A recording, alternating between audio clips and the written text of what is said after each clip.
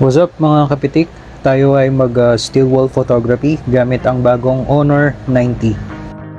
At para sa mga gagamitin natin, kailangan natin ng super fine na steel wool, yung may 4 na zero. Kailangan din natin ng wire wrist, yung may tali, kasi dito natin paiikutin yung steel wool. Diyan natin ilalagay.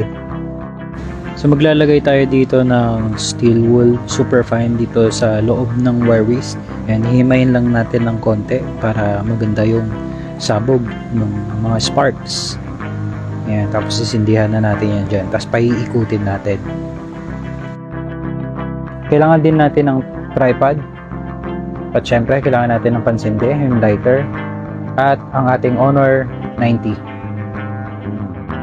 At para sa camera settings, pumunta lang tayo sa Pro Mode at ilagay natin ang ISO sa 135, shutter speed 30 seconds.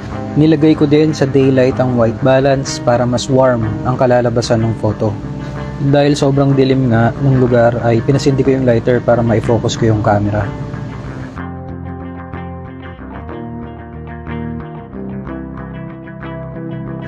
At dito, antayin lang natin matapos yung pag-capture ng photo. Ayan, so pagkatapos ng maraming try, ito na yung output.